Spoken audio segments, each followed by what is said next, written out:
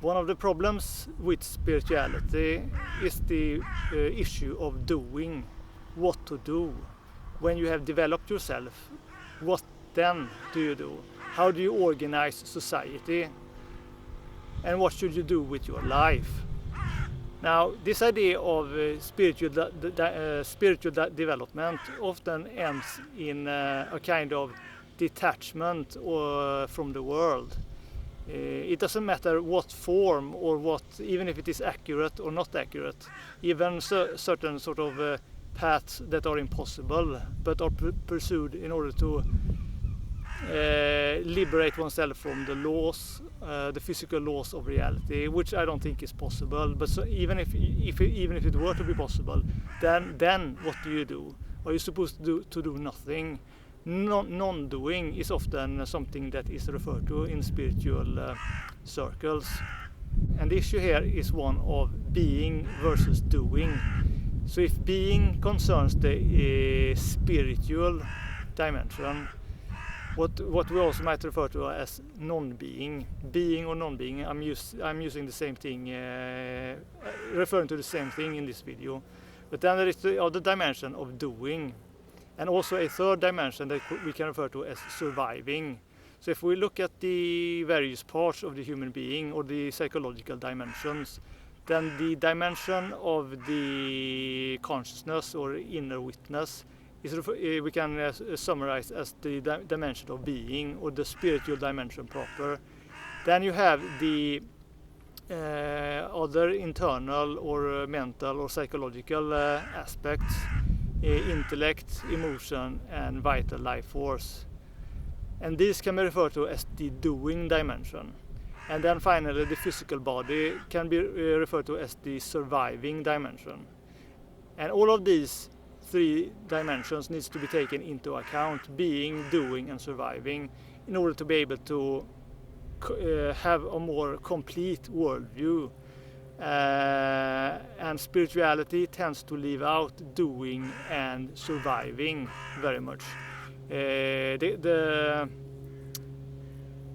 assumption or promise seems to be that if you liberate yourself, if you become non-attached, then things will seem to happen automatically. Things will happen naturally. You will be provided with everything you need. And this does not seem to be very realistic. Let us say, for example, that this might be true for as long as there are only a few people who liberate themselves. They might go out on the street and they might sit there and contemplate, and people might come to visit them. They might bring them gifts. People might somehow respect them because they are doing some kind of spiritual work that is in some way respected or rewarded by people who want to feel like they are, donating to a church or similar, in a similar kind of mentality. At the very least, monks living alone on some mountain are not regarded the same as homeless people, for example. Even though sort of spiritual practitioners may not actually live all that different from a homeless people. It's just that they are not in the way, right in the center of society. They're not sleeping outside your door, and they have this image of doing some kind of important spiritual practice, and so because of that they are more revered. But imagine that most people would actually be able to develop themselves. Most people would have this attitude of there's nothing I need to do, and they will just sit around waiting for things to happen. Well, if that was the case, then not much would happen. In order for things to happen, you also need a dimension of doing.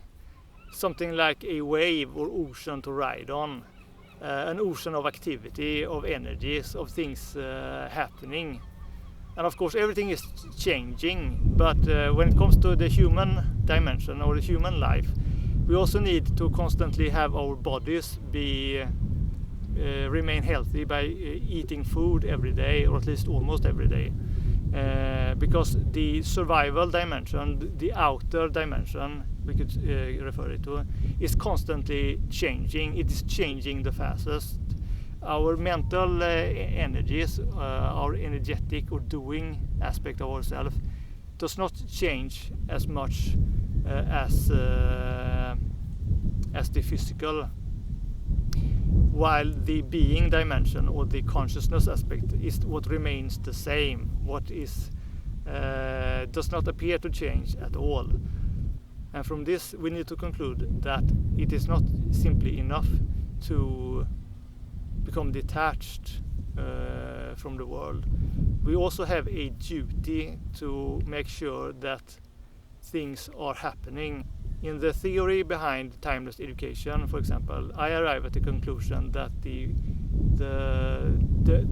main meaning of existence must be experience, to experience things and to make experience happen.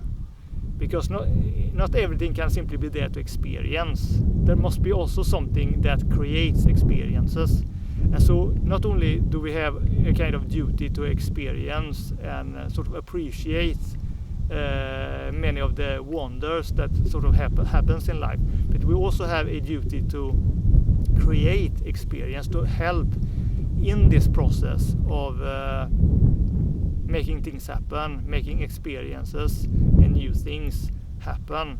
It is similar to what is spoken about in the Bhagavad Gita, for example, where it talks about people having a duty to follow, to manifest their nature.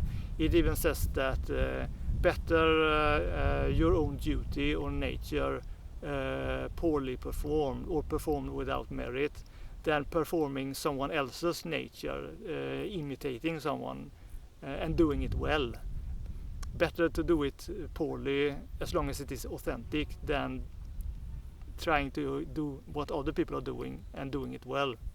That is kind of an interesting perspective and something that is very consistent with what I have discovered myself, that people have a kind of, we can look at this idea of being honest, being authentic, being natural, trying to figure out who we are and how to manifest our true nature, how that is connected to a kind of duty to also create experiences. And these experiences, what we are doing in this doing dimension, may not always look enlightened, because the enlightened or spiritually developed aspect, the aspect of being, is merely being centered in a kind of non-seriousness or non-attachment to what we are doing. So even though we are doing things, we're not really taking it so seriously or being all that attached to it. And this is also relevant to when we talk about types, for example. And this is also what interests me about types, this kind of philosophical perspective that you don't often come across when you read about various typologies.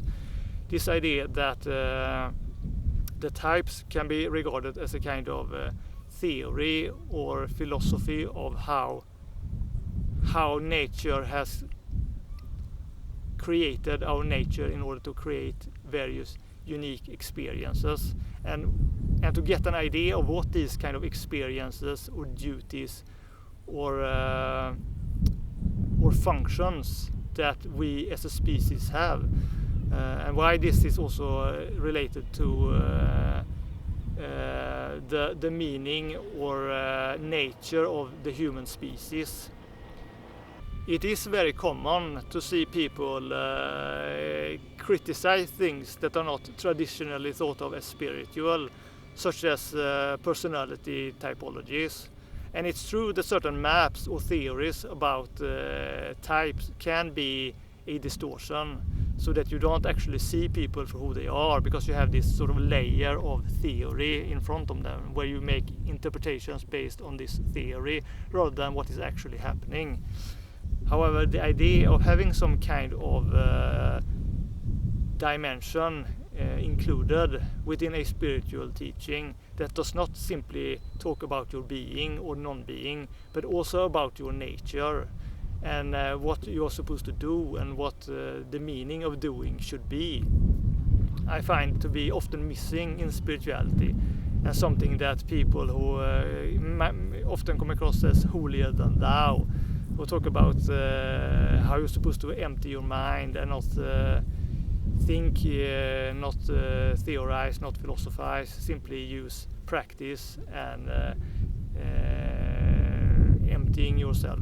These people miss this dimension and the necessity of having this included in your worldview, the question of doing and not just being, the question of how to manifest your nature, and how to recognize various signs of what is nature and what is simply non-doing, what is a kind of refusal to do your duty, or what is imitation, what is trying to do the duty or manifest the nature of someone else, or trying to simply imitate a culture and similar things.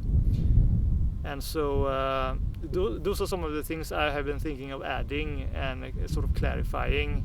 And I'm doing a lot of that stuff now, thinking and trying to refine my work, which is why I don't have time to write a script for this video, for example. And I also I also wanted to do something more where I got the suggestion to record myself outside, so to make a contrast to my otherwise kind of intellectual approach. But now I remember why I stopped doing these outdoor videos, because there's so much noise and distractions that it's very difficult to do these videos outdoors, unfortunately. But as I said, I will try to include a bit of these things, add this idea or concept of being, doing and surviving to the philosophy in the future. But I'm just bringing it up here and explaining how it is connected to these various dimensions within the human being,